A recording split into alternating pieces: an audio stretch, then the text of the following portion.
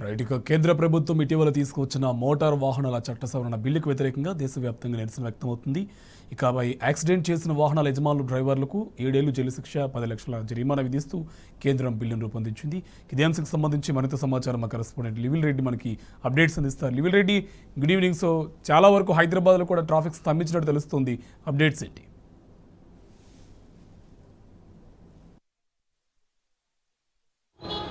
కార్తీక్, ఏదైతే ఇటీవల కేంద్ర ప్రభుత్వం ఎంవీఐ యాక్ట్ తీసుకొచ్చిందో ఆ నేపథ్యంలో ఇటు లారీల డ్రైవర్లు యాజమాన్యులు సమ్మెకు దిగారు. ఈ సమ్మె దిగిన నేపథ్యంలో ఇటు దేశవ్యాప్తంగా కూడా అన్ని నిత్యావసర వస్తువులతో పాటు పెట్రోల్ డీజిల్ కూడా ఇవాళ నో స్టాక్ బోర్డులు పెట్టాల్సిన పరిస్థితి కనిపిస్తుంది. హైదరాబాద్ నగరంలో ఎక్కడ చూసినా పెట్రోల్ బంకుల వద్ద భారీ ట్రాఫిక్ జామ్గా కనిపిస్తుంది. ఇక్కడ వాహనదారులంతా కూడా పెట్రోల్ పోయించుకునేందుకు పెద్ద ఎత్తున పెట్రోల్ బంకుల దగ్గర చేరుకున్నారు. ఇది మధ్యాహ్నం నుంచి మరింత ఎక్కువగా వారికి తెలియడంతో వారంతా కూడా పెట్రోల్ బంకుల వద్దకి బారులు తీరారు. ఇక్కడ ఎక్కడ చూసినా పెద్ద ఎత్తున వాహనదారులంతా రావడంతో పెట్రోల్ బంకుల దగ్గర నో స్టాక్ బోర్డులు పెట్టిన పరిస్థితి కనిపిస్తుంది.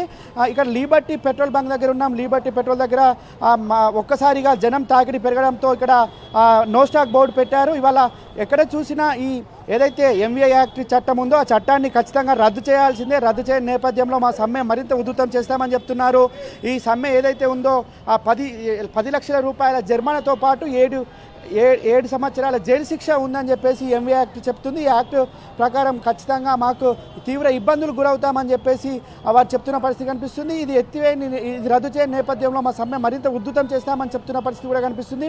ఇవాళ హైదరాబాద్ నగరానికి సంబంధించి ఎక్కడ చూసినా ఇక్కడ బారులు తీరారు. అంతేకాకుండా తెలంగాణ రాష్ట్ర వ్యాప్తంగా కూడా ఇవాళ పెట్రోల్ బంక్ యజమానులంతా పెట్రోల్ బంకులకు బారులు తిన్న నేపథ్యంలో అక్కడ నో స్టాక్ బోర్డులతో పాటు ఇటు ఎక్కువగా రైతాంగం అంటే రాష్ట్ర వ్యాప్తంగా వరి నాట్లు వేసుకునే సమయం ఇది. వరి నాట్లు వేసుకునే సమయంలో రైతాంగానికి ట్రాక్టర్లు హార్వెస్టింగ్ చేస్తారు. ట్రాక్టర్ల ద్వారా దున్నుకుంటారు. ఆ దున్నుకునేందుకు కూడా డీజిల్ అవసరం ఉంటుంది. ఆ డీజిల్ అవసరానికి కూడా సరిపడా లేకపోవడంతో అనేక గ్రామీణ ప్రాంతాల్లో కావచ్చు, ఇటు పట్టణాల జిల్లా హెడ్ క్వార్టర్లో కూడా పెద్ద ఎత్తున క్యాన్లు లైన్లో పెట్టిన పరిస్థితి మనకి వాళ్ళ ప్రత్యేకంగా తెలంగాణ రాష్ట్రంలో కనిపిస్తుంది. హైదరాబాద్ నగరానికి వచ్చేసరికి ఎక్కువగా ఉద్యోగస్తులు ఉంటారు. వారంతా కూడా 2 వీలర్ పైన ఆఫీసులకు వెళ్తారు. ఆఫీసులకు వెళ్ళే తరుణంలో పెట్రోల్ ఒక్కసారిగా అయిపోయిందని చెప్తున్న నేపథ్యంలో ఇవాళ ఎక్కడ చూసినా నో స్టాక్ బోర్డులు మనకు దర్శనమిస్తున్నాయి.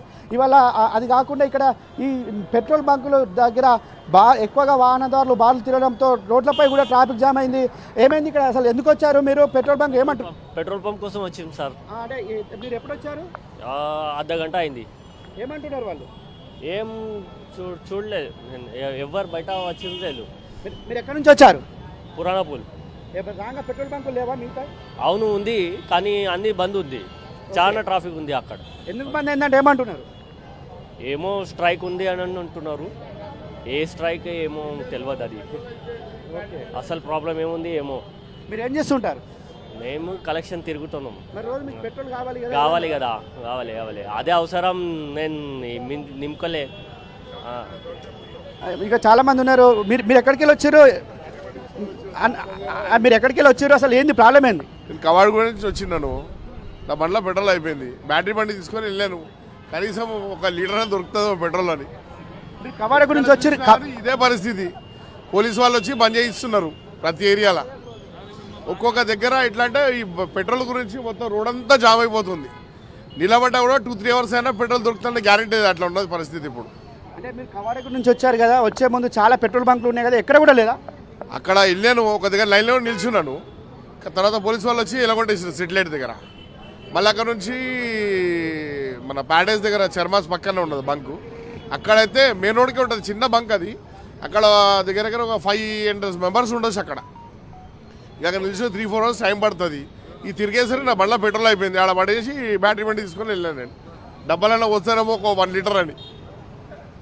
అయితే ఇలా ఎవరు చూసినా వారి సమస్యలు చెప్పుకునేందుకు ఇక్కడ స్పష్టంగా కనిపిస్తుంది. చాలామంది కూడా మేము అనేక పెట్రోల్ బంకులు తిరిగి వచ్చామని చెప్తున్నారు. ఇక్కడ మరికొంతమంది హాస్పిటల్కి వెళ్ళేవారు కూడా ఉన్నామని చెప్తున్నారు. ఎందుకు మీరు ఇప్పుడు ఎక్కడికి వచ్చారు? మీ నాగోలికి వెళ్ళి వచ్చినా. ఇప్పుడు మా భార్య నీలపూర్ హాస్పిటల్ ఉంది. ఇప్పుడు మా పాప జ్వరంతో ఉంది. టిఫిన్ తీసుకోవాలి. పెట్రోల్ అయిపోయింది, ఎట్ట పోవాలి? మీరు పెట్రోల్ బంక్ వాళ్ళని అడిగితే ఏమంటున్నారు? నేను లేదు అయిపోయింది స్టాక్ అంటున్నారు. మీరు నాగోల్ నుంచి వచ్చారు కదా, అనేక పెట్రోల్ బంకులు ఉంటాయి. ఫుల్ ఎక్కడ రూడు ఇది అల్లుల్లి, ఎక్కడ రూడు ఇది. ఏం చేయాలి సార్ చెప్పండి? అక్కడ పోతే పోలీసులు ఎలా కొడతారు. ఇక్కడ రూడు స్టాక్ లేదు, ఎట్లా చెప్పండి? మెడికల్ నాగోలు పోవాలి. ఇప్పుడు అక్కడికి వెళ్ళిపోతే నాగోలు పోతే 27 అవుతుంది ఎట్లా ఇట్లా పబ్లిక్ చాలా ఇబ్బంది అవుతుంది సార్. ఇది హాస్పిటల్ పోయి నష్టము మాకు ఇబ్బంది కదా, అంబులెన్స్ కూడా రాదు. మీరు ఎట్లా పోవాలి ఇప్పుడు ఇంటికి చెప్పండి, మీరే చూపించాలి దారి. మీరు పెట్రోల్ బంక్ వాళ్ళని అడిగితే ఏమంటారు? అసలు లేదంటున్నారా, ఉన్నా పోయట్లేదా? స్టాకే లేదంటారు సార్, స్టాకే లేదంటారు. ఉప్పల్ నాగోల్ నుంచి వచ్చిన నేను, నాగోల్ నుంచి ఎల్బినా నుంచి ఇక్కడ కూడా లేదంటారు స్టాక్. అట్లా ఉంది పరిస్థితి. ఇప్పుడు నాగోల్ నుంచి నేను దొబ్బుకుంటూ వచ్చిన, ఎట్లా పోవాలి చెప్పండి. ఇప్పుడు అక్కడ దాకా దొబ్బుకుంటే మళ్ళీ నేను 1 గంట అయితే పోయేసరికి అట్లుంది సార్ ప్రభుత్వం. ఇప్పుడు అంటే మీరు పెట్రోల్ బంక్లో ఇప్పుడు ఇక్కడ అడిగారు కదా, ఏమన్నారు వాళ్ళు? నో స్టాక్ లేదు అసలు, స్టాక్ అంటే 7కు అట్లా వస్తే పోస్తామంటారు. అట్లున్నది పరిస్థితి.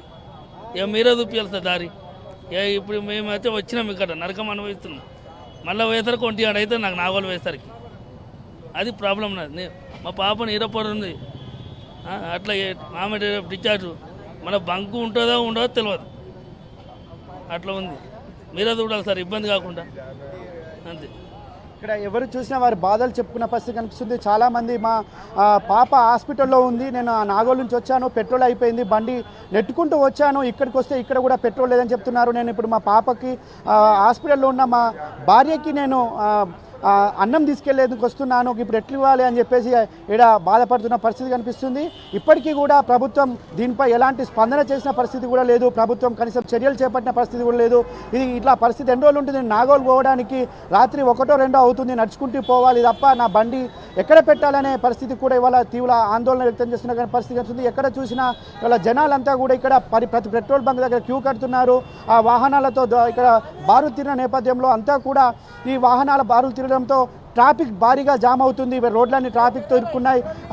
తెలంగాణ భవన్ నుంచి ఇక్కడ ఈ హైదరాబాద్ ఈ ఎక్కడైతే లీబర్టీ రావడానికి 1 నుంచి 1.5 వరకు కూడా సమయం పడుతుంది. ఎక్కడ చూసినా పెట్రోల్ బంకుల వద్ద బారులు తిరగడంతో ట్రాఫిక్ జామ్ అవుతుంది. పెట్రోల్ బంక్ యజమానులు మాత్రం మేము పెట్రోల్ లేని మేమేం చేస్తాం, నో స్టాక్ బోర్డు పెట్టేస్తున్నామని చెప్పారు. అంతేకాకుండా పెట్రోల్ బంకుల దగ్గర ఇటు పోలీసులు కూడా వచ్చేసి పెట్రోల్ బంకులు మూసేయాలని చెప్తున్న పరిస్థితి కనిపిస్తుంది. ట్రాఫిక్ జామ్ కావడంతో పెట్రోల్ బంకులు మూసేయాలని చెప్తున్న పరిస్థితి కనిపిస్తుంది.